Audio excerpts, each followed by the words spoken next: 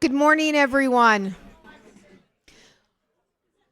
Always the sign of a great event to come when at 7:30 in the morning the chatter is loud and energetic. So, Uriel, I think we're in for a good conversation and good group this morning. My name is Gina Grandi, and I serve as the Dean of the Haskayne School of Business. I'm delighted to welcome each and every one of you to our third BMO professorship in sustainable and transition finance event. Thank you so much for being here this morning. I'd like to acknowledge that the land on which we gather here this morning is in the heart of southern Alberta and the land of the peoples of Treaty 7. Here we work, learn, live, and play on the traditional territories of the Blackfoot Confederacy, comprised of the Siksika, the Piikani, and the Kainai First Nations, the Tsuut'ina First Nation, and the Stoney Nakoda, including the Chiniki, Bearspaw, and Goodstoney First Nations. The city of Calgary is also home to the Métis Nation of Alberta, Nose Hill Métis District 5, and Elbow Métis District 6, an important part of our past, our present, and our future. In 2021, a gift from BMO supported the University of Calgary to establish a new professorship in energy transition and finance. Through the BMO professorship in sustainability and transition finance at the Haskayne School of Business, my colleague, Dr. Uriel Haskayne, is delving into practical applications for oil and gas companies, investors, policymakers, bankers, and investment managers as the global economy makes the transition to net zero carbon emissions. I want to thank BMO for their support and for recognizing how this collaboration between post-secondary institutions and the business community allows us to build a learning environment for future leaders, advance innovation, and engage our community. Because of BMO's generosity, we've been able to host 2 other events exploring sustainable finance within Alberta and the Canadian economy, with panel sessions delving into the challenges we face in scaling our entrepreneurial ecosystem and developing purposeful partnerships. This morning, you're in for a real treat. We are going to explore how Canada can position itself as an energy superpower without sacrificing our commitment to sustainability goals. Many firms set ESG and climate goals more than 5 years ago, and now the world is in a very different state. Our panelists will dive into the challenges Canada faces given complicated geopolitical changes and policy reversal. This morning, we're joined by Connor Schell, Sarah Thompson, and our moderator, Dr. Haskayne. And thank you all for joining us, and for them as well. Following the panel discussion, there will be time for audience questions. We'll have 2 volunteer runners in the room who'll be walking around with a handheld mic, so please raise your hand and they will come to you. I'd like to invite now our moderator and also, of course, the holder of the BMO Professorship of Sustainable and Transition Finance. Uriel, please come to the stage to introduce our guests more properly. Please join me in welcoming Uriel.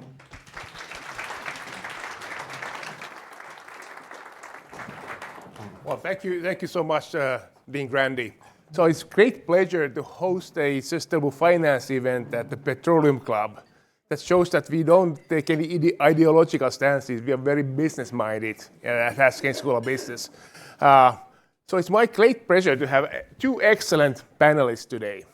So, I tried to memorize their bios, but they have done so much. So unfortunately, I have to read what they've done. So Connor Schell is a partner, national leader, ESG law at KPMG. And he's one of Canada's leading environmental, social, and governance ESG lawyers. And he has over 2 decades of experience leading and advising clients on the ESG journey. His extensive career spans a broad spectrum of large corporate clients in the energy, agriculture, natural resources, mining, financial services, and indigenous business sectors. At KPMG, Connor leads a collaborative, cross-functional, multidisciplinary team.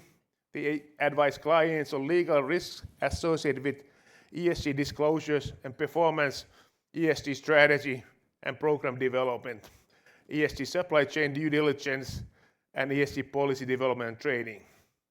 Connor has been twice named a Canadian environmental thought leader and speaks frequently across North America on ESG topics. He has been featured in several publications and was named a top 40 lawyer in Canada under the age of 40 by LexisNexis. And Sarah Thompson is Managing Director and Global Head of Sustainable Finance at RBC. So Sarah leads RBC's Capital Markets Sustainable Finance Group, advising institutional, corporate, and government clients on integrating sustainability into their capital market strategies and financial disclosures. Since joining RBC in 2011 as the bank's first green IT manager, Sarah has progressed through several sustainability roles, including directing enterprise-wide operational footprint reduction, overseeing sustainability disclosures, and developing sustainable finance products and services. She was instrumental in establishing RBC's Green Bond program in 2019, a sustainable commercial paper program in 2022. Sarah represents RBC Capital Markets on the International Sustainability Standards Board, Investor Advisory Group. She previously served on Canada's Sustainable Finance Action Council, Taxonomy Technical Expert Group, oh, that's a mouthful, and currently serves on the Financial Services Advisory Group, advancing Canada's sustainable investment guidelines. So please welcome Connor and Sarah to the stage.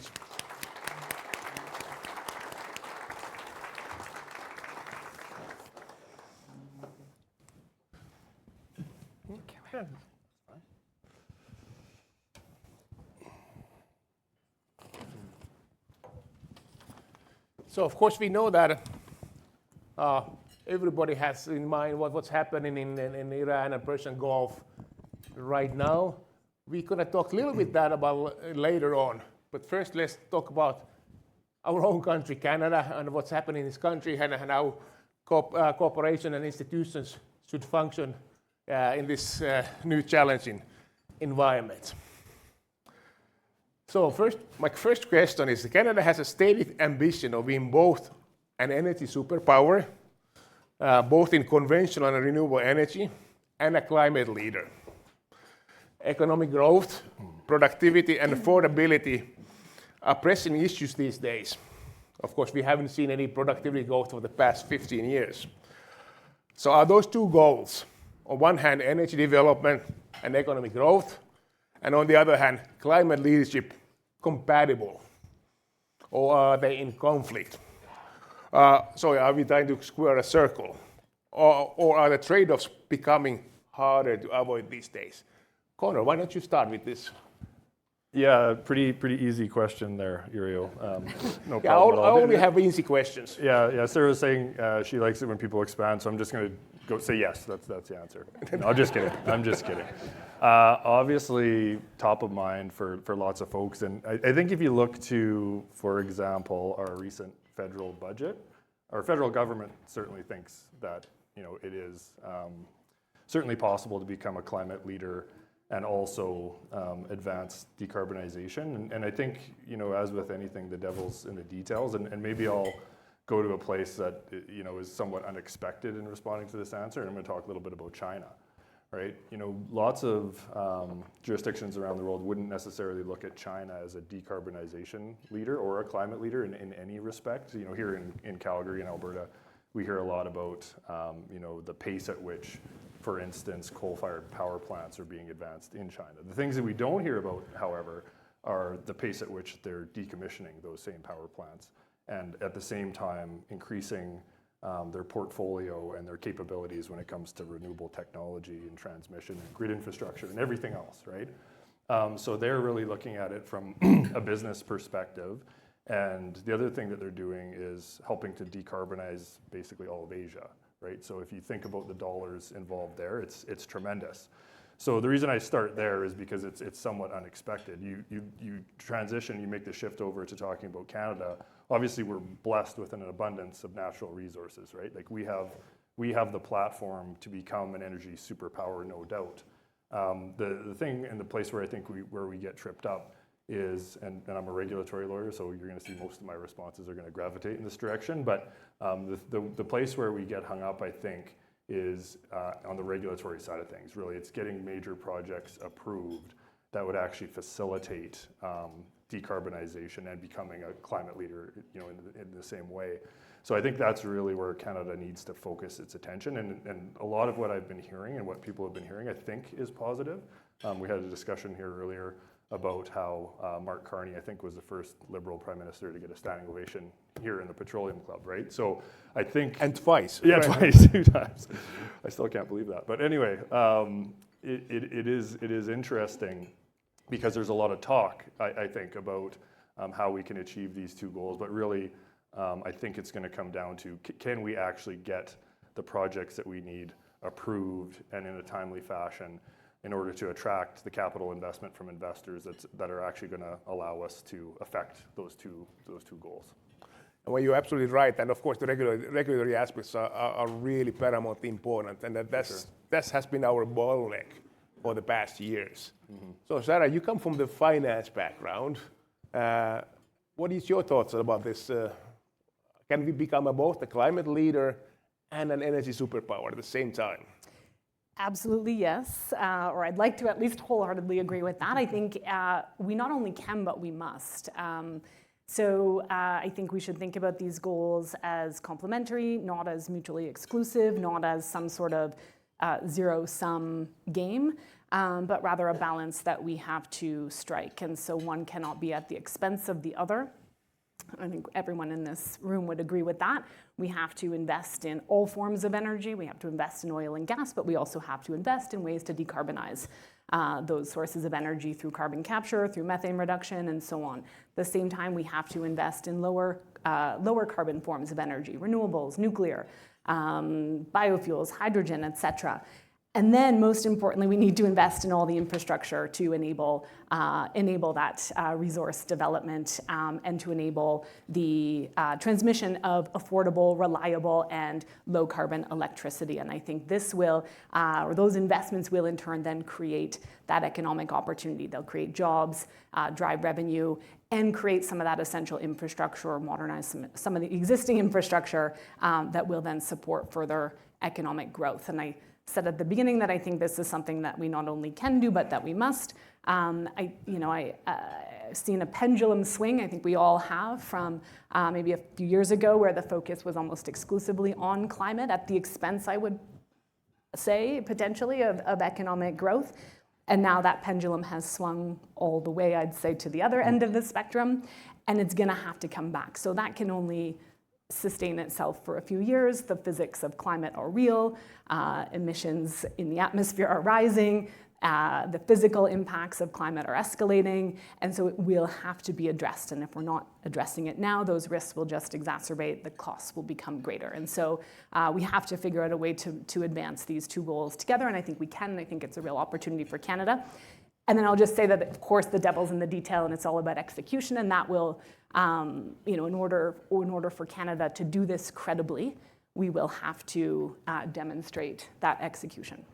Yeah, and I'm glad that you mentioned the risk management aspect of sustainability, because no matter what your views are about climate change, there is always the risk management aspect, especially if you think about the energy system is transitioning maybe slowly, but eventually towards different kind of modes of production. And there is this transition risk, and how companies manage that is a paramount importance for CEOs and CFOs, and of course bankers as well, and lawyers as well. And also happy that you mentioned methane, because we know that now in the US is the biggest exporter of LNG. And now they're relaxing the methane emission rules in Permian Basin. I think that would be a perfect example for Canada to differentiate ourselves for the United States. We are already world leader in methane reduction. Let's make sure that everybody knows that we are doing a good job in the methane reduction, and hopefully get our LNG, then lower methane LNG to markets as fast as possible. That's right, make this our competitive advantage. Yeah, exactly. But that's, in a sense, that's an easy example because that's not costly. The hard question is, what should we try to decarbonize our oil, for example, from carbon capture, utilization, and storage, which is, I mean, a pretty expensive project. Connor, what's your thought on that? I mean, is it worth spending $20 billion to try to reduce Scope 1 emissions in our oil sands? Yeah, I think it is. I mean, as with everything, it needs to be economically feasible, right? But I think the trade war, if you want to call it that, with the U.S. as well as a number of other geopolitical developments globally, have really, I think, pushed us in that direction, at least to explore that more holistically. But going back to some of my prior comments, CCUS and a number of those large-scale infrastructure projects, we can't be sitting around for 10, 12, 14 years while they drag through the regulatory process. So we really need to enable, through our regulatory processes, the development of those sorts of projects and infrastructure, because if we don't, we're going to miss out. Everything that I read recently is about, how the moment is now, and if we don't capture it, someone else will. You provided a good example of what's going on in the Permian, but I mean, there's micro and macro examples of that very same thing, right? I talk about China leading the world in decarbonization, which most people are largely unaware of. And then you also have developments in Venezuela, for instance, right? The short answer to your question is yes, I think we need to explore it, but maybe going back to the first question about the balance between decarbonization and climate ambition, I think it needs to be tempered with a strong economic and business case. And I'm not entirely sure if that's been established as of yet. Well, yeah, whenever I talk to anybody, like bankers in Toronto or executives here in Calgary, everybody's okay. Everything has to make business sense these days. There's no freebies anymore. That's a big change from 5 years ago, where sustainability was a big topic, and everybody, we have to do sustainability no matter what. And now, okay, we only do it if it makes sense, business-wise as well. Yeah. Is there anything you would like to add to this, or? No, I think that's been well said, and I think that this is a welcome change too in this space, a good recalibration for the industry to move from sort of virtue signaling and marketing to what makes economic sense, what drives competitive advantage, and what creates long-term value. And so just thinking about these questions in that context, I think, is important. And exactly, there's always pendulum swings, and hopefully we end up in somewhere in the reasonable middle where we try to make sensible decisions about sustainability that also work economically. So let's now move to a little bit more general question about from oil and gas and energy. So Paris Agreement was adopted in 2015, so 11 years ago. The Glasgow COP26, the highlight of the ESG movement, took place in 2021, just a few months before the war in Ukraine started, like 3 months earlier. Many firms set their ESG and climate goals 5 or 10 years ago under very different conditions, before the Ukrainian war, before what happens in Venezuela, before the current Gulf/Iranian war. So the world has changed dramatically in 4 years.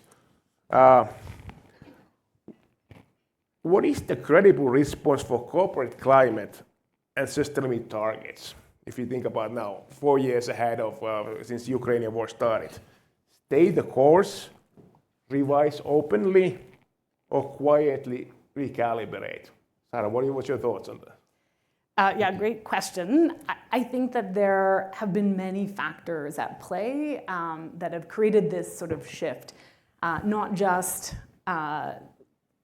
the war in Ukraine and the conflict in the Middle East currently, but rather a set of dynamics related to political pressure, changing regulation and standards or evolving regulation and standards, better quality and availability of data, very important.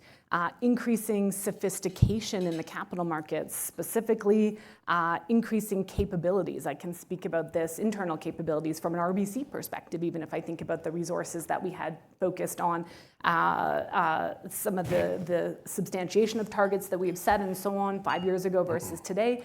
We've come a long way. And so I think a lot of this has contributed to being in a different place today than where we were 5 years ago when many of these targets were set. Perhaps most importantly as well, when many climate and sustainability targets were set 5 years ago, the priority or what was seen as credible was ambition. And so investors and other stakeholders were really demanding ambition, and that was what made a credible target. And I think for all the reasons I just described, we're in a very different place today, where credibility comes from a clear pathway to execution. And so there does need to be, I think, a recalibration. Equally, we're 5 years on, and so companies have a much better idea of how they are progressing against those goals, of some of the challenges and the obstacles and or the opportunities. And certainly in many cases, things aren't moving at the pace that we thought they might with regard to policy, technology, and so on. And so it does present a need to revisit or recalibrate. To answer your question about how to go about that, I would suggest to do so openly and with transparency. Ideally, this is something that we collectively, or at least if I think about the large corporates that we support, and RBC as well, that we want to be very transparent about what has changed and what has stayed the same. Why do tactics need to adjust accordingly? Maybe time horizons are different. Maybe, again, some of the levers available are different, and so we should account for that. We should be constantly stress testing our assumptions and, again, revising accordingly. I think this is really important. What I would just say in conclusion, though, is that we're seeing a very different phenomenon play out in the market, and that is what we would call green hushing. And so I think what you're not seeing is companies necessarily walking back from commitments, but rather just being less visible, less externally explicit about those commitments for fear of backlash, for fear of criticism on all sides or both ends of the spectrum. And this is a real problem. We've seen disclosures removed from the public domain, and we've just generally seen, I think, less public sort of visibility around these commitments. It sends a false signal to stakeholders. It certainly sends a false signal to investors that these issues are no longer a priority or these commitments aren't in focus, when in fact they are, and there's data to show that. There's a Harvard Business Review study that came out at the end of last year that showed 85% of the largest global companies have maintained or increased their targets, and only a small number have actually pulled back. And again, it's just a phenomenon whereby those companies aren't as public about them, but they still see the value, and it's still aligned with business strategy, and therefore still very important to their business. That's interesting that you mentioned this Harvard Business Review study. Some of my colleagues have done study on 10K closures to Securities Exchange Commission and textual analysis. There's no decline of climate commitments in 10Ks, so what they file with the SEC. However, there is decline in social commitments. Yes. So that's typical in the US, and of course now the Trump administration is very, very hostile to anything related to EDI or DEI as they call it in the US. And they perhaps, little bit, the Trump administration is hostile to, let's say, offshore wind, maybe neutral to solar, but companies are still keeping up their climate commitments. Perhaps a little bit of greenwashing way, but it's still going on. So that's kind of this. Yeah, still there, not talked about as much, yeah. And you're right on with regard to social targets and DEI targets in particular. There is legal risk in the U.S. State level and federal level, and that has definitely changed the approach. Yeah, Connor, what are your thoughts on this? Yeah, I've got a few thoughts for sure, and I'm going to agree mostly with what Sarah had talked about there, with a few variations, mainly to do with legal risk specifically. So I agree wholeheartedly with the commentary about the transition or the shift from ambition to actually demonstrating that you're doing something about achieving these targets, because I think that's really been lacking, and we certainly see that in the work that we do with companies, across a number of industries across Canada. But that's one area I think that is really moving, and it does certainly create risk. The part that I might take a different perspective on is the level of transparency, right? And of course, being a lawyer, I look at this from a different perspective, but we do a lot of work with clients looking at their targets and their ability to substantiate specifically, and that's a requirement now in the Competition Act, specifically for environmental and social representations. And what we see working with clients is that we haven't moved far enough yet to actually address that legal risk.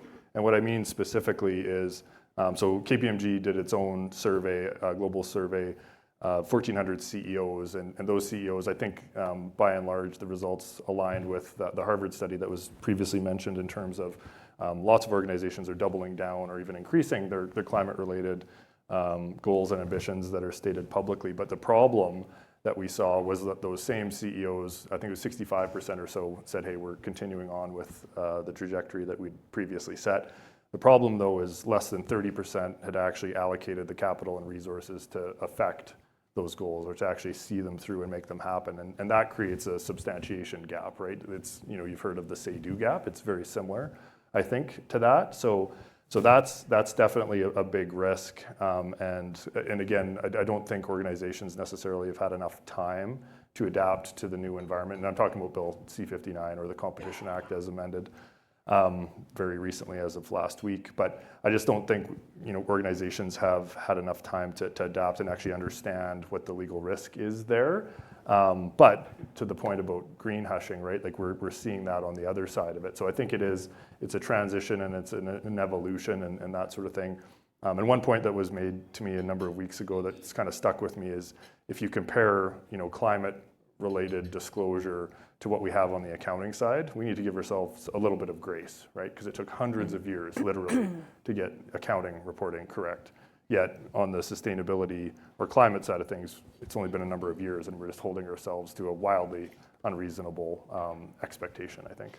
Yeah, and of course these things are complicated, and ideally we would like to have same kind of disclosures everywhere, or at least fairly compatible, like we have in accounting. Yeah. So this is always, we think about the energy transition, so it's going to happen fast. No, it's never going to happen fast. It's always going to be a slow process, and people are going to get frustrated. But if I may get back to, you mentioned Bill C-59, so yes, the Competition Act, and especially its greenwashing provisions have been controversial, especially here in Calgary. Yep. Has this introducing stricter greenwashing regulations in Bill C-59, has it led to green hushing?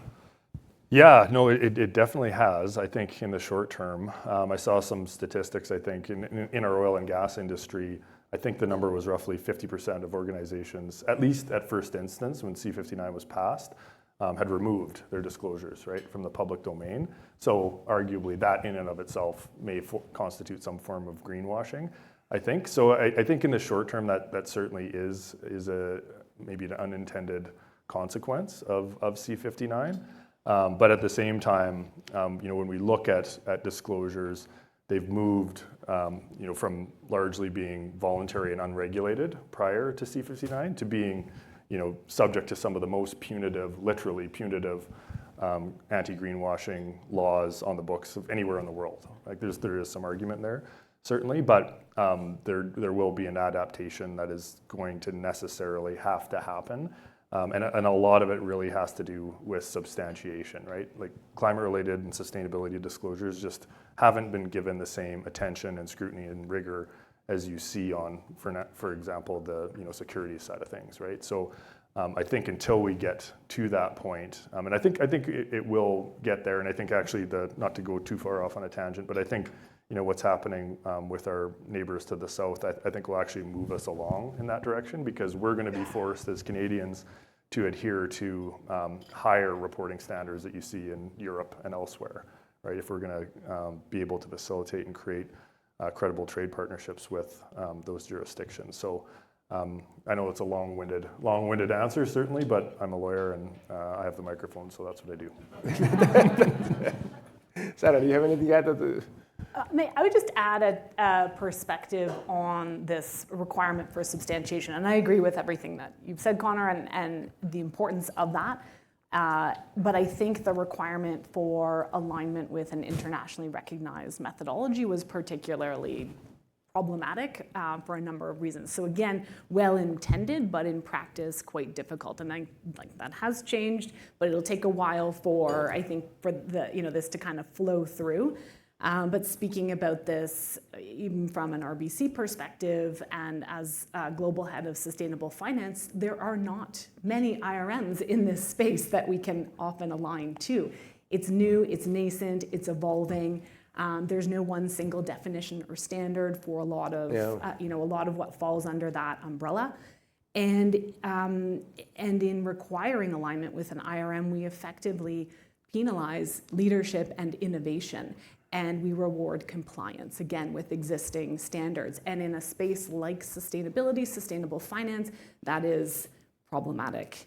If we think about RBC and metrics like our energy supply ratio, there is no internationally recognized methodology. It's a really valuable metric. We've developed a methodology internally aligned with what we think are global best practices.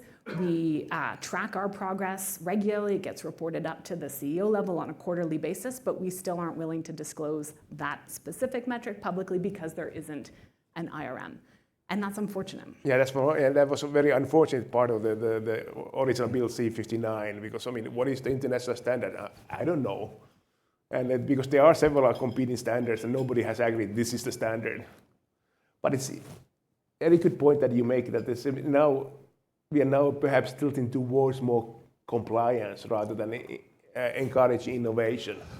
Because if we ever going to decarbonize anything, we have to have lots of innovation. And people have to be able to tell, the companies have to be able to tell that, look at what we're trying to do. We don't know how to get there, but this is our ambition, and that shouldn't be illegal to tell you about a little bit about future guidance. Right. As we do already in financial reporting. You give always future guidance, right? Yeah.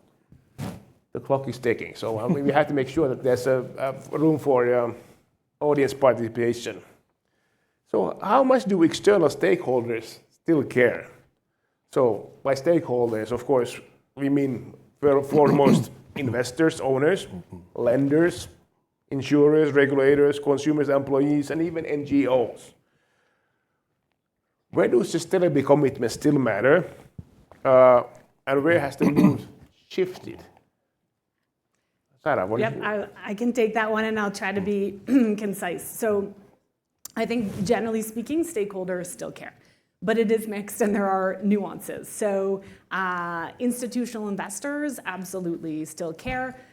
They are still focused on integrating environmental, social, and governance considerations into their investment processes and decision making. And we see that from both asset owners and asset managers. And I would put forward that asset owners in particular, with that generally speaking longer term investment horizon in mind, are especially focused on this. And we've seen just over the last several months, some asset owners pulling mandates from asset managers who they believe are not sharing or managing climate risk and opportunity to the degree that they would like. And that's not just a European phenomenon. We've seen that in New York. 3 different state pensions have pulled over $40 billion from BlackRock just very recently. Because of concerns around BlackRock's approach to climate change management. So those impacts are real. Investors still care. Regulators, I think we talked about this, policymakers and regulators, mixed bag there for sure. We talked a little bit about the US and how we've seen some rollbacks, how we've seen state-level anti-DEI legislation take effect, and also the walkback of mandatory climate disclosure from the SEC. And so that sends mixed signals, I think, to issuers in the market. In Canada, we've talked about Bill C-59. We also saw the CSA pause its climate disclosure rulemaking. efforts, and we'll revisit those, in a couple of years. So again, a little bit of a pullback there. And in Europe, changes via the omnibus package to some of the corporate sustainability disclosure standards to make those standards, I think, more friendly in terms of timelines for implementation and compliance obligations. So hopefully a good and pragmatic change, but did create some concern with investors. So all that to say, mixed kind of signals from regulators and policymakers. I'd say consumers and employees still care. RBC partners with Ipsos to conduct an annual sustainability poll of Canadians, Americans, and British citizens, so adults, over 6,000 folks surveyed, 2,600 plus in Canada.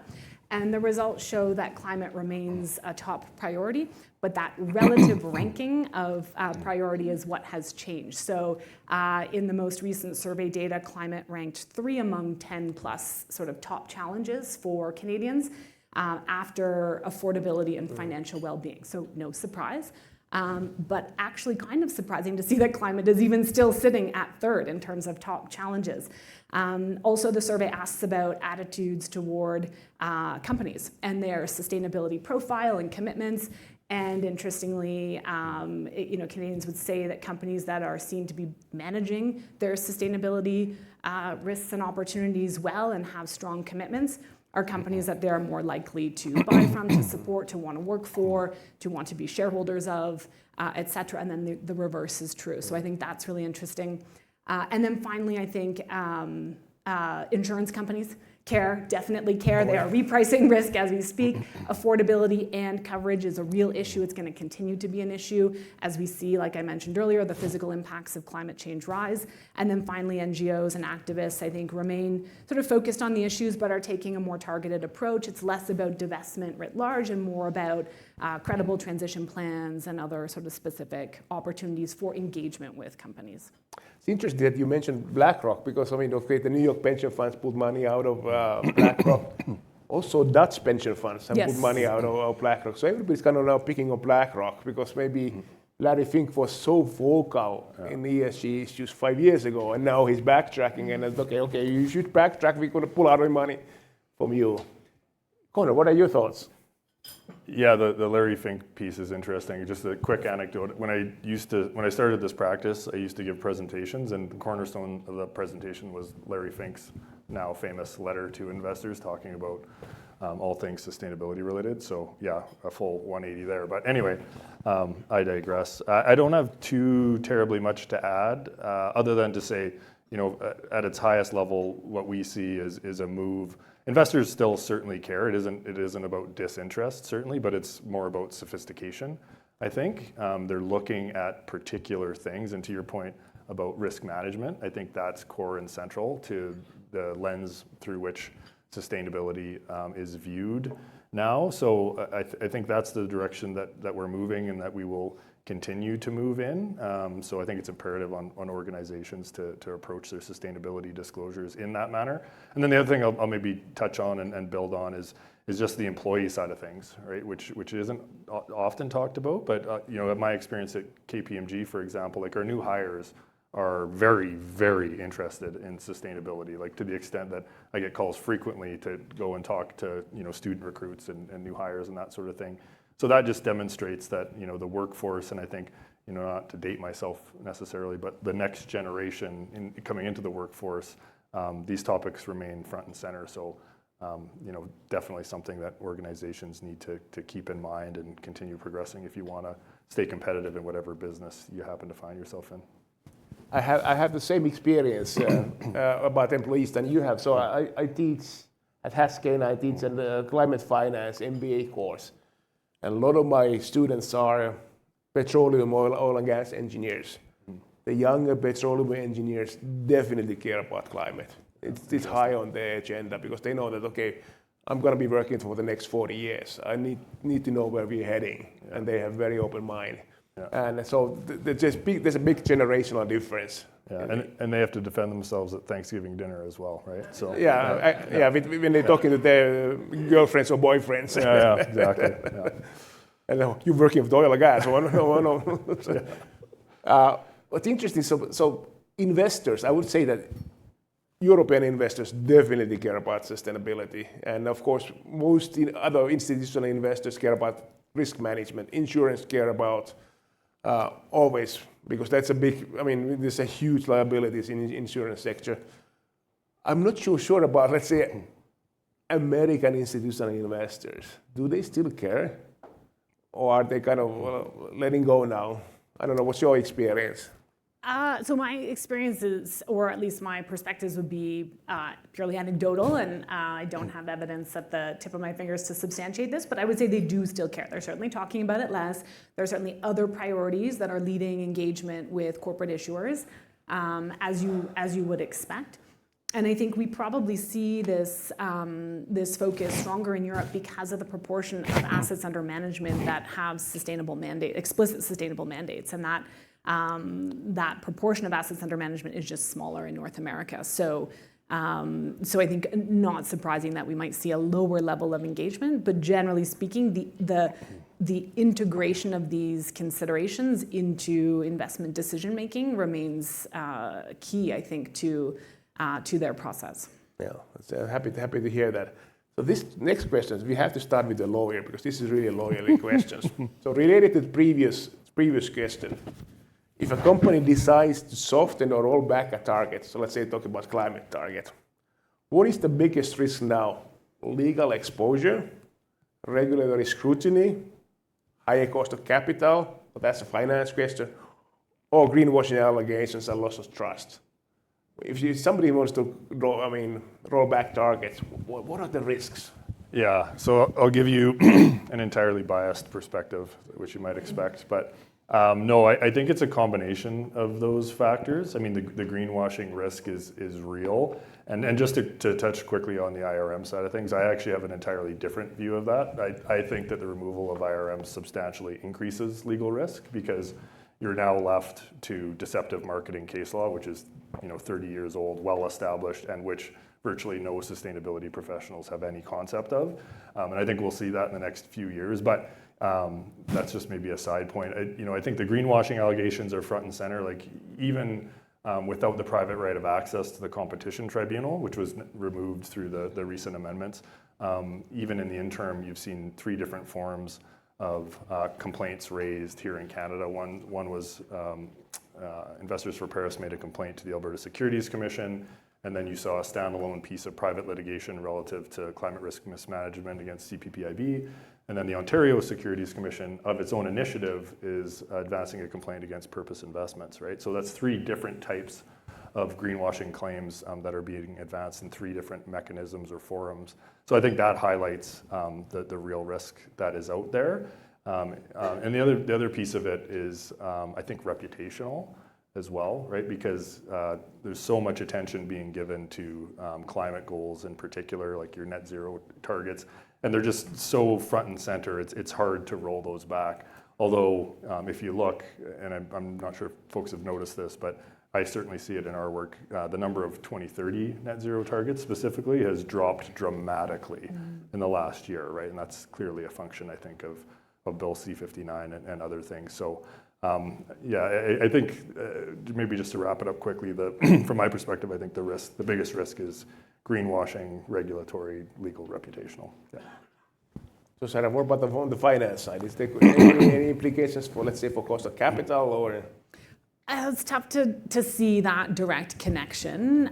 Maybe in the sustainability labeled debt or bond market, we would see investors making some distinctions there that flow through to price, premiums or benefits. But generally speaking, harder to say. I think that it's the reputational risk that we see as being more problematic, and there companies or issuers can get ahead of that by doing some of the things we talked about earlier, by proactively revising, recalibrating, by being transparent about their commitments and what has changed, in terms of the assumptions that underpin those commitments and or the progress that they are making or not making against those commitments, and having that open dialogue, I think, is one way to mitigate that reputational risk. Yeah, so both of you are really talking about the reputational risk, and then some of course legal exposure as well. Yeah. And so it looks like that. So people are a little bit less vocal, more concentrated on execution, and everything has to make business sense. but the train is still a little bit on track. Yeah, I think so. And maybe just a quick point on that. I think it's also important to draw a distinction between what's getting reported publicly and what's actually happening behind the scenes. And maybe circling back on the institutional investor stateside question, obviously we can't disclose who we work for, but I can say we work for a number of large investment banks and conventional banks, and the work continues certainly when it comes to, for example, decarbonizing portfolios. Obviously they're not being as public about that anymore, but there are massive efforts happening in the US. I think in anticipation of the globalization of decarbonization and also kind of the short term, when we're looking at the spectrum of history, the short term impact that you might see relative to the current US administration. Just super quick. I know we're running long here, but I would just on that point, I couldn't resist. I think too that as the market has become more mature, as sophistication and capabilities have improved, and as we've learned more from these efforts, some of these targets, you mentioned the dropping of some of the 2030 interim targets, are no longer fit for purpose. And I'm thinking about this specifically in the context of the financial sector. And I would point out Ontario Teachers' Pension Plan, their most recent climate strategy, where they had achieved their portfolio carbon emissions intensity targets, and that was great, but they're moving away from those targets with the next generation of or iteration of their strategy towards areas where they think they can have more impact, and that is around scaling investment in low carbon solutions and also engaging with portfolio companies on credible transition plans. And that's interesting. I think we would share some of those same perspectives that financed emissions targets are really sort of paper-based efforts that don't drive real-world decarbonization. The only lever there to influence them is to demarket clients, and that is not a solution. And so are there other ways that we can support our clients in with their transition objectives and as they seek to decarbonize their businesses while also scaling lending and financing for low carbon energy? That is a more effective and impactful approach. Yeah, so financing low carbon solutions and then engaging with your existing clients. Those are probably the two best strategies. Correct. I promised one of geopolitics questions before we move to audience Q&A. So I don't know how comfortable you're talking about war and all that stuff, but let me just put it out there because it's probably in everybody's mind right now. So what are the implications of the war in the Persian Gulf, Iran, for energy security? So specifically, does it strengthen the strategic case for renewables, or does it push countries back towards conventional energy? Oil, gas, and especially coal. And what are the implications for Canadian energy in the short and in the long term? This is an easy question. So, who wants to start? I can start because we wrote about this in January when we published our sustainable finance themes for the year ahead. And so we identified 3 themes that we thought would shape the market going forward, the first of which was that energy security would act as a catalyst for the energy transition. And so I think the recent events have only served to accelerate this phenomenon. And of course, it remains to be seen. So we can only speculate, but I think the impacts being that different countries and jurisdictions are increasingly focused on energy independence and on reducing reliance on fossil fuel or at least fuel imports. And so that will have a couple of different repercussions. In some countries, it will mean an increase in the usage of coal in the short term, no doubt. But I think it will also, across the board, result in an increase in renewable energy. Renewable energy is readily available and abundant globally in different, to different extents and in different forms. It is, or has been more recently, cost competitive and fastest to deploy. And so I think it's an obvious solution and probably will be, a source of supply that sees continued momentum on the back of this. The question is the time frame. And so in the short term, will there be some obstacles from increasing pricing, supply chain barriers and so on? Is this a longer term play? But I think the direction of travel is without doubt that renewables will benefit. You're absolutely right. I think the security might be kind of too general term. energy independence is going to be important. And besides renewables, it's going to be very positive for coal. You think about Germany and Poland in Europe, and then India, China, and Asia, and also nuclear. And nuclear, yes. Yeah. And that'll be a longer term play Yeah. in terms of seeing that come online, but we've already seen that shift. Connor, I'll give you the last word before we go to Q&A. Yeah, very dangerous, but thank you. No, not a whole bunch to add. I think, on the conventional side of things, geopolitics as they are currently are going to result in a ramp up of oil and gas and coal use and reliance. And I think for, a province like Alberta and Canada more broadly, that can be helpful because I think it also facilitates in the longer term, the energy transition. But in the short term, there's also issues not only with reliance on conventionals, but also the supply chains through which those are transmitted, right? We're seeing that in the Gulf of Hormuz right now. And there's many examples of that that are possible depending on the jurisdiction in which the product is coming from and where it's going. So there's definitely that supply chain disruption potential as well, and I agree completely with the point about energy independence, right? And I think that it kind of aligns with what Prime Minister Carney was talking about in Davos when he said, it's up to the middle powers now, I think, to align. And I think a lot of that actually has to do with sovereign nations becoming independent when it comes to energy, and I think the most obvious way to do that going forward will be that transition into more renewable energy sources. And of course, in the short term, for example, Europe is very dependent right now on American LNG. And if we had a ability to export our LNG to Europe, there would be a huge market. Mm-hmm. It's perhaps a missed opportunity for Canada right now. And I don't know how many years would it take to build the export capacity to Europe. You now have it for Asia, but Europe really needs LNG right now because they can't rely on the US anymore. Yeah. Let's go 30 seconds before Q&A, so we can now transition to the Q&A. So we have two mics over there. So please just raise your hand and we'll go from there. Hi, Evan Baker. Thanks very much for this discussion. My question from both a regulatory and an investment perspective, it's been mentioned a couple of times, but what's up with nuclear? I'm a Calgarian, but I spend a bunch of my time in St. John, New Brunswick, where the Point Lepreau plant struggles to meet uptime. So we've been talking a lot about small modular reactors. It has a great decarbonization potential, even for the oil sands here. But I hear bits and pieces. Bruce is investing a bit, but nothing seems to be very concrete on moving it ahead. And I know the timelines are long. So what's your perspective on that? I think we're seeing a lot of action in my home province of Ontario. So a significant proportion of our electricity grid is sourced from nuclear energy by Ontario Power Generation and Bruce Power, as you mentioned. I think 20%-ish, I can verify that stat. So it's a key part of our electricity generation mix.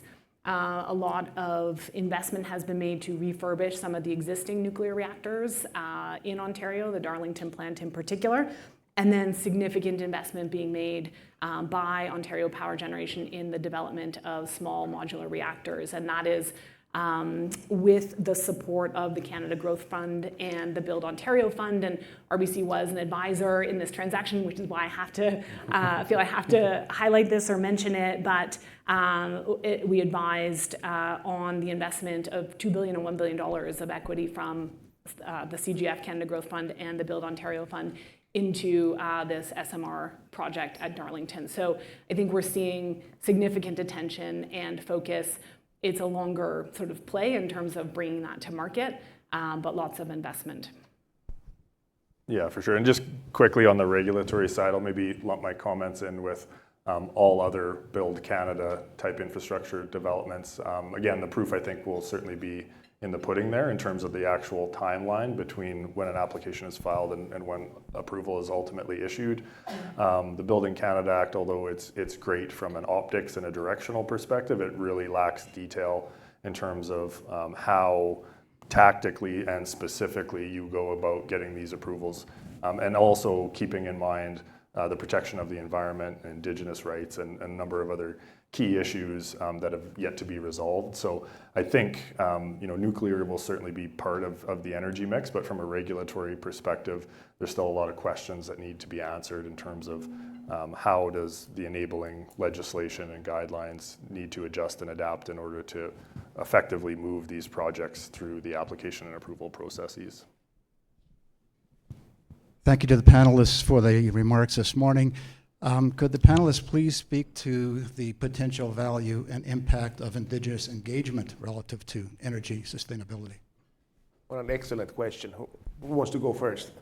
Sure, happy to. I think there is a really significant opportunity here for Canada and for project proponents to unlock additional capital from Indigenous communities and to support economic reconciliation in the process. And we've seen some, I think, very sort of promising landmark deals already in market. We advised Enbridge on a 12.5% equity stake in one of their gas pipelines in BC with a consortium of 38 First Nations.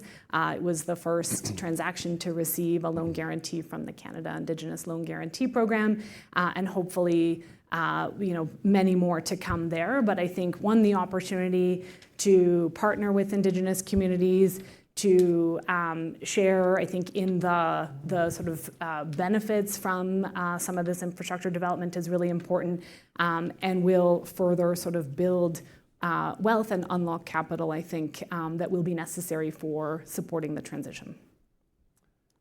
Yeah, I've fairly similar views. I think we've seen movement in a positive direction in terms of equity participation and joint ventures and that sort of thing. And I think that has to continue out of necessity in order for these projects to succeed. And I guess on the flip side of that as well, project proponents specifically and governments need to be very mindful of the risk that's created on the other side. And I don't mean this in a disparaging way relative to Indigenous organizations, but obviously we have established case law that talks about the duty to consult.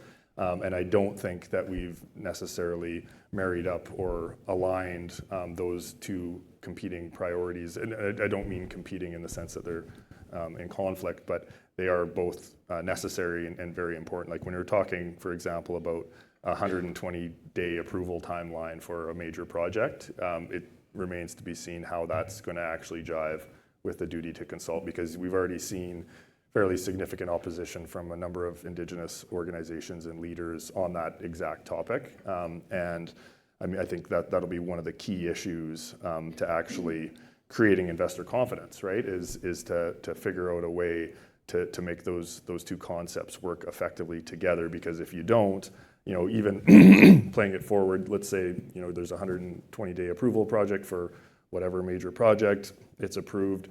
If the duty to consult isn't satisfied, you're open to judicial review and all sorts of project risk, right? And that can cause real uncertainty when it comes to where investment dollars are going to be placed. There's a real trade-off between speed of approval and then duty to consult. Exactly. And that has to be managed very, very carefully. That's right, yeah. Any further questions? Good morning. Connor Flanagan. Appreciate your guys' time this morning. I was just wondering, how do organizations keep ESG objectives in focus in the wake of energy shocks and demand spikes in traditional energy with the conflict in the Middle East that may shift attention to short-term incentives? So I guess this is a question of short-term versus long-term incentives. Sarah, you want to take it? Exactly, and I think we've seen many companies prioritize financial and operational stability in the short term over quote-unquote ESG priorities, and that is by necessity and as it should be. But it doesn't mean longer-term sustainability or ESG goals should change because of some of these short-term dynamics. And so it's about striking the right balance. Sustainability is a long game. And so I think maintaining a focus where it aligns with business strategy, where it supports competitive advantage and long-term value creation is where where it should live, and then it can continue to exist around some of these other dynamics. Connor. Yeah, for sure. So quick personal anecdote. When I started the practice that we have now, which is a sustainability environment regulatory specific practice, I was, in the back of my mind, I was always a little bit concerned with the idea that maybe there's one major global event that throws ESG completely into the dumpster, right? And I think over the last decade or so, we've seen a variety of different events that, prior to today, I would have thought, could have resulted in that outcome. And we're seeing, there's the war in the Ukraine, and then you have the Iranian conflict, and COVID, and supply chain disruption, like you name it, right? But I think we're at a place now where sustainability is, not through the woods necessarily, but has withstood some major global events. And investors and the public at large and governments globally are still gravitating towards those underlying core sustainability principles. And I think over time, and as we affect the energy transition, that trajectory I think will continue. But I agree completely with kind of the short term side of things. Like we're going to see, there's been requests from many governments to increase oil and gas production, right, in the short term. So I think we're going to continue to see that as a bit of a gap stop measure. But once the market stabilizes and some of these conflicts globally resolve themselves, hopefully in a timely manner, it'll be back to business as usual, if we can call it that. It's amazing that this is the first time anybody mentioned COVID. You mentioned COVID started 6 years ago. And so many things have happened that we always kind of forgot about COVID already. Yeah, they're always going to be curveballs that we then demand attention immediately. And it won't stop with this Iran war. There might be new pandemics, new wars. So this is going to be the new normal. I was just going to say I can't remember the source, but the Financial Times covered an interesting paper that put forward that ESG, the acronym, should be changed to ESD, which stands for Emerging, Strategic, and Disruptive. And that really this is what ESG was always all about. It was identifying factors, they happen to be environmental, social, and governance related, that could present material risk or opportunity to a business. And that is why investors were considering those factors alongside traditional financial factors in their investment process. And so I think the issues that we are experiencing today, just like those we experienced during COVID and Russia's invasion of Ukraine and so on, are it's the same. We have to think about these issues in the same way through that lens of risk and opportunity, and how are we managing that? And of course, right now, if you're running an airline, you're thinking about jet fuel prices, and there might be rationing of jet fuel. So how would we manage our business? What flight needs to be cancelled? You're not going to be thinking about sustainability right now. You're thinking about, okay, how do we survive the next year? Yeah. So there's a question here, right? Yeah. My name is Lynette Lefsrud. I've really appreciated this conversation. What I wanted to get a sense of in your professional lives and things you're seeing is organizations or municipalities or jurisdictions that have an outsized impact relevant to what you would imagine it should be. And so the things that come to mind are like how California really has impacted emissions regulation and control. I was recently in London and got to hear about the Lower Thames project, and it's really starting to shift the conversation in the UK. And then, things such as Metrovan having different bylaws and expecting different emissions control. What are you seeing within your space where these kind of smaller jurisdictions or smaller municipalities are, making a real difference in light of what we've already been talking about? I can. So just you mentioned municipalities, and I got stuck there because we work with a number of municipal issuers who have sustainable debt programs and who are using those programs to fund a variety of different climate-related initiatives or efforts that have shifted. And so what I was going to say is this is not going to answer your question directly, I think, but it's what came to mind as you asked it. So we're working currently with the City of Toronto, and we've worked extensively with Battery Park City Authority in New York on investment in climate adaptation measures. And municipalities are on the front lines of climate change. And there is a lot of investment required in municipal infrastructure, both engineered and natural, to bolster against those impacts, and particularly impacts of water. Too much water, not enough water in different places, but most often too much. And so Battery Park City Authority has had a sustainable bond program for a number of years now. They've had several issuances, and they're really resiliency bonds. But they were just ahead of their time, and so they used the sustainability label. But it is all to support the reconstruction of infrastructure sort of on the southern tip of Manhattan Island, where the impacts of Hurricane Sandy were really felt and created a lot of damage and destruction. And it's really interesting to see their work. Our office is right downtown, and so there's construction happening all around. And then similarly, City of Toronto and its Portlands rehabilitation, so efforts to renaturalize the mouth of the Don River that runs into Lake Ontario that 100 plus years ago was engineered to turn at a 90-degree angle to avoid industrial development at the base of the river or the mouth of the river, and as a result floods every single time there's a heavy rainfall. And the impacts of that flooding are becoming greater and greater and having a more and more significant impact on the downtown core, including the financial district. Our building specifically has been impacted. And so to see this renaturalization effort and all the kind of co-benefits that go along with it for community, for business, for nature has been really interesting. So not maybe efforts that are having an impact on broader other jurisdictions, but efforts that are really interesting to see at the local level, given the impact that they have.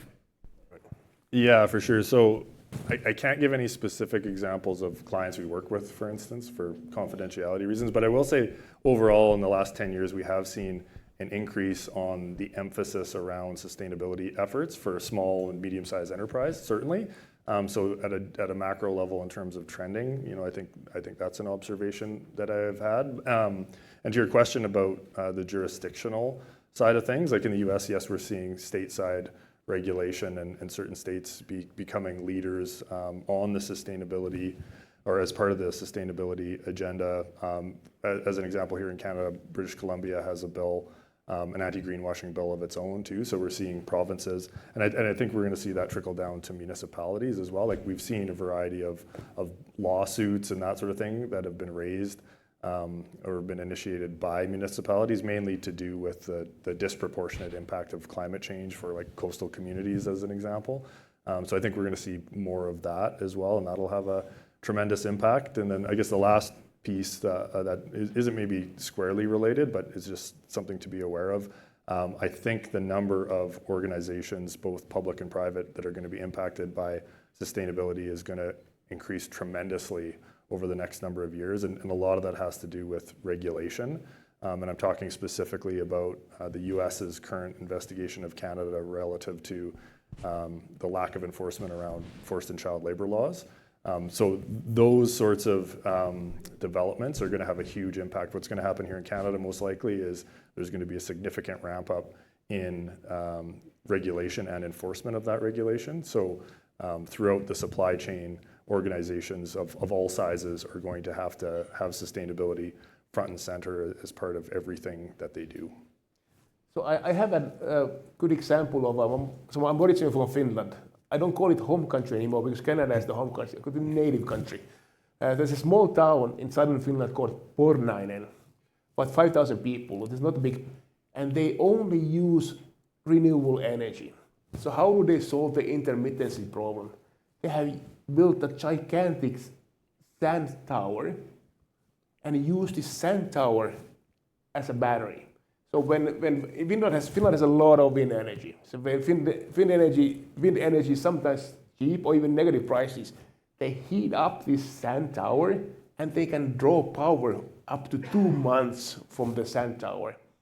So every country has sand and gravel. We can replicate this. This can be scalable. If it works with 5,000 people, you just build a lot of these sand towers and suddenly you can power up 100,000 community and then scale it up. So there are these kind of solutions everywhere. We just have to be aware of them and then what works. I think we have time for one more question, and then we have to, unfortunately, close this event. Who wants to be? Yeah, good morning. My name is Carrie Lynn Reed. I was wondering what your thoughts are on where or how the industrial carbon price might be playing a role especially if we have two different prices within Canada? Questions. It's a finance question. Right. Two different prices being like the headline price and the price that credits are trading at, or different prices in different. Yep.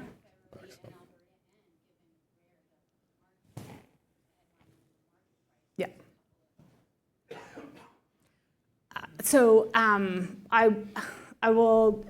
I don't think I'll comment necessarily on Alberta and the tier market specifically, although I think it's the longest standing market in Canada and well established. But carbon pricing can play a really important role, I think, in incentivizing low carbon investment for sure.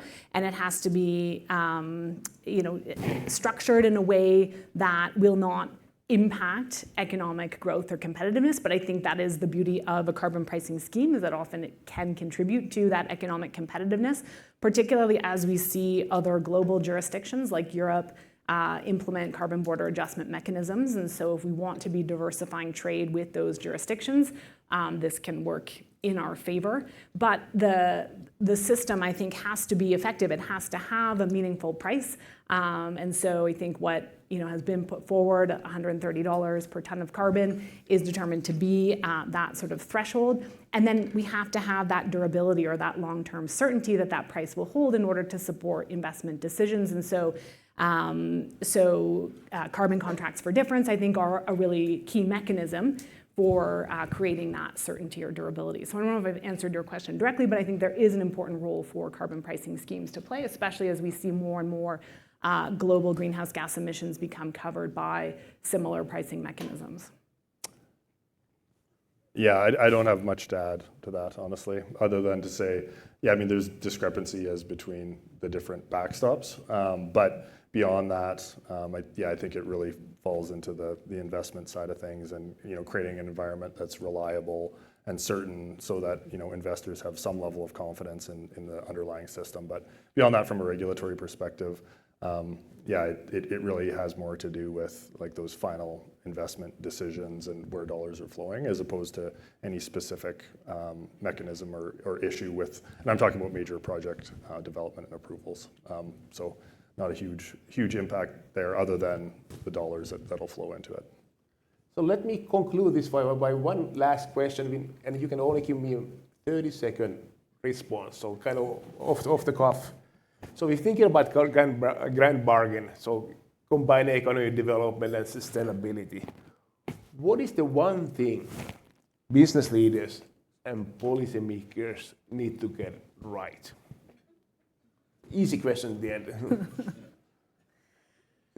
What would be the one takeaway about combining economic development and climate ambitions or sustainability? So that is a tough question, and probably one I would go and think about. But off the cuff, I would say for climate policy to stick and to be effective, it has to be anchored around these national priorities. So economic growth, national security. We didn't talk at all about national security and defense and some of the interconnection there. But yes, creating policy, climate policy that supports those ambitions, I think, is key for that long-term durability. Kind of working together. Connor. Yeah, 30 seconds is tough, but execution, I'd say, in a single word. And what I mean by that is going again back to major project development. We actually have to get major projects approved in this country, period, full stop.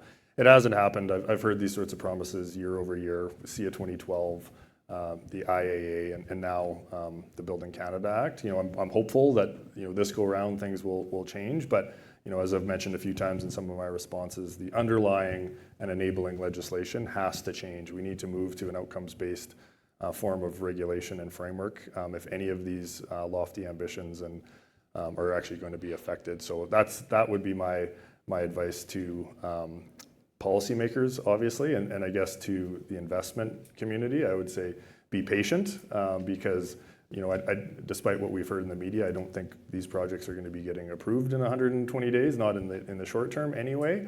And if they do, they're going to be fraught with risk. So I would say just be patient. Canada does have that abundance of natural resources, and we do have, at least directionally, I think now, the policy imperative to make them happen. But time will be the real test here. So it's good for the execution and patience. Those are good virtues in this event. So please join me in thanking Sarah and Connor for being excellent panelists. And please join me also thanking Lubna bin Zayed for organizing this event. And Jean Grandy, please close the event. Thank you very much, Sarah and Connor, for a really engaging conversation and a little bit provocative as well, which is always great on an early morning. And Uriel, thank you very much for excellent moderation and keeping us right to time as well. So superb, Uriel. That in and of itself is a huge accomplishment for any academic. So Uriel, you're right on top of it this morning. Before you head off to the rest of your morning, I want to let you know a couple of things as it relates to University of Calgary and the Haskayne School of Business to have on your radar. Last week, Haskayne released its first economic and social impact report. If you haven't received notice of that, then please check out our website so that you can read that report. We're quite proud of the impact that Haskayne has in Calgary and Alberta. A snapshot just to get you intrigued to look at that. It looks at 1 year of impact, 2024, and represents our real and ongoing influence in Calgary. A couple of notable items. $2.4 billion estimated overall impact in 1 year from the school, $1.17 billion in elevated earning power of Haskayne alumni, $1.4 million donated by alumni to support scholarships, student programs, and strategic initiatives, and more than 1,000 jobs supported by Haskayne activities. So hopefully there's something in there that's a little intriguing that you're going to look at that report. Again, we're quite proud of the work we're doing to support what's happening in Calgary.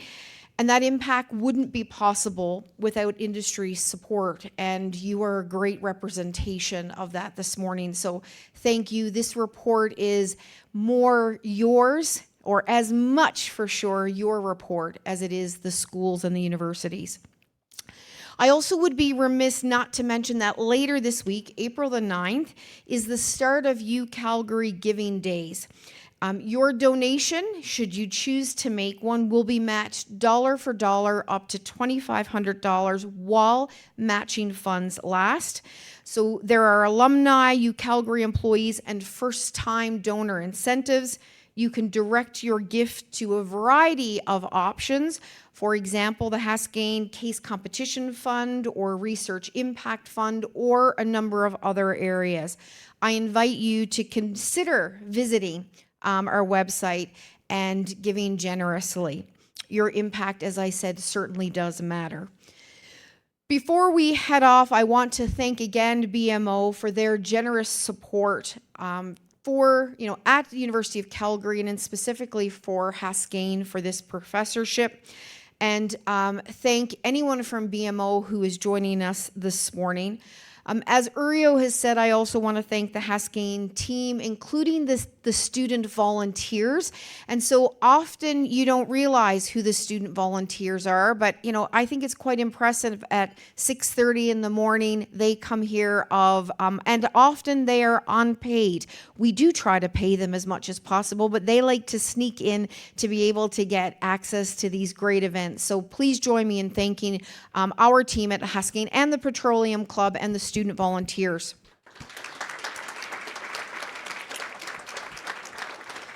And finally, we'll be sending out a survey to get your feedback on this event. Once you receive that link, please do take a couple of minutes to tell us what you think. It allows us to take into consideration what you want to hear in the future and how we can continue to serve your interests from the Haskayne School of Business.